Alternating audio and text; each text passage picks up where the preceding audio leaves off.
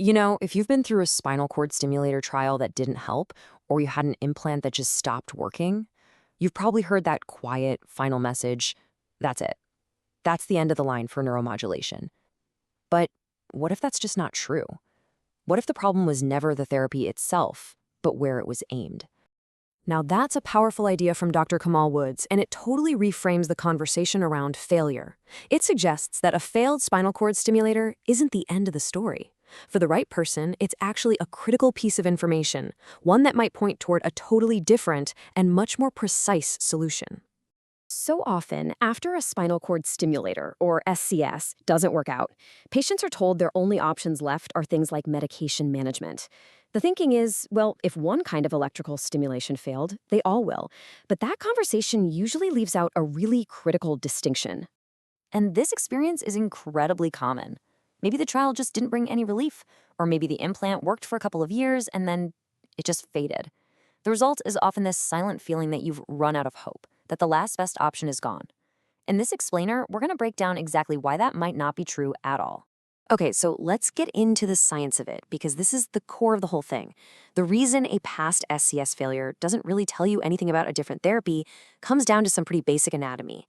You see, spinal cord stimulation and dorsal root ganglion stimulation are just different therapies.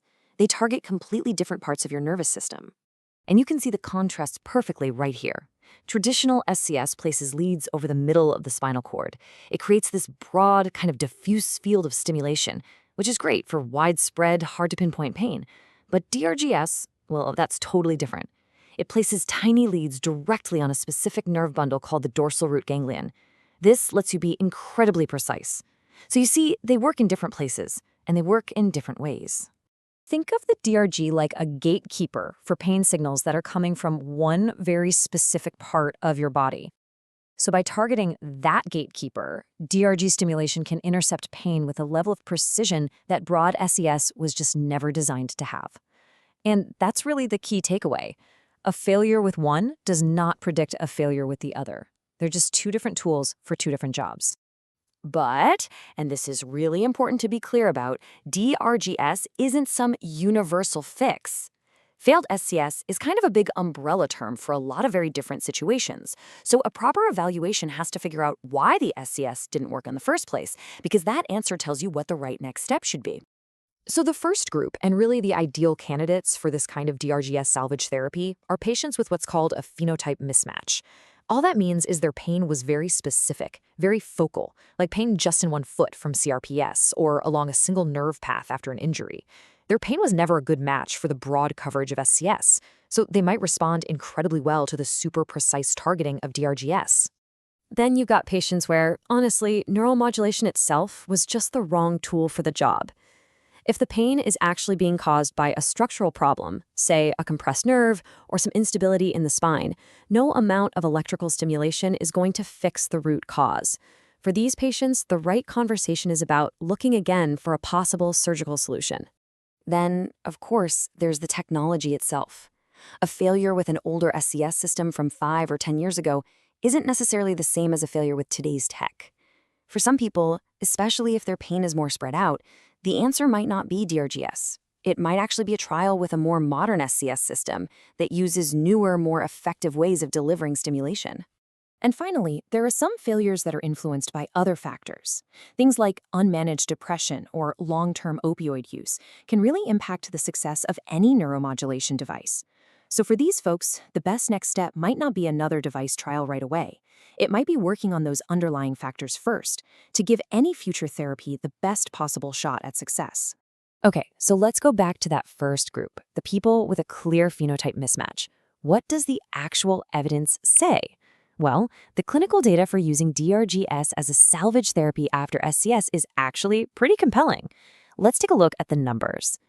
In the biggest study done on this, a remarkable 93% of patients who had a successful trial went on to get a permanent implant. Now, that is a huge number, and it's because the patient selection was done so carefully. These were patients whose very specific, focal pain was a clear match for what DRG-S does best. And the results they got were really significant. On that familiar 10-point pain scale, patients saw their average scores drop from a severe 8.7 all the way down to a mild 3.8. I mean, that's a life-changing difference. That's the kind of change that can let someone get back to their daily life. And most importantly, this relief lasted. It wasn't just a short-term thing. The positive results were still there after a median follow-up of 34 months. That's almost 3 years. It shows that for the right patient, DRG-S doesn't just work, it keeps on working. All that data we just looked at comes from a landmark 2022 study by Chapman and his colleagues. As you can see here, they looked at 60 patients who had already failed pretty much every major type of SCS out there. Their main diagnoses were things like CRPS and failed back surgery syndrome, conditions known for that very specific, very tough to treat kind of pain. The results were just so powerful, and they give us the strongest evidence yet that just because SCS failed doesn't mean a DRG-S trial is doomed to fail too. So how do you find out if you might be one of those people who could respond? Well, the whole process starts with a trial, but it's so important to think about this trial in the right way. It's not a commitment, it's really a low-risk way for you to gather clear, definitive information about your own pain. The process itself is really straightforward. It all starts with a very thorough evaluation to see if you're even a candidate. If you are, temporary leads are placed over the specific DRGs that are thought to be causing your pain. Then you go home for about a week. You just live your normal life and see how the stimulation affects your pain. After that, you and your doctor look at the results together and decide if a permanent implant makes sense for you. It's a structured process, and you're in the driver's seat. I think this quote really says it all. The trial is a diagnostic step. If it doesn't work, that's not a failure. That's an answer. It's a very clear answer that tells you and your doctor that DRG-S isn't the right tool, and now you can confidently move on and explore other paths. The whole goal, always, is just clarity. And that really brings us to the most important point of all. A consultation after a failed SES should be all about finding the right path forward for you as an individual. And that path may or may not involve another device at all. An honest evaluation can lead to a bunch of different outcomes, right?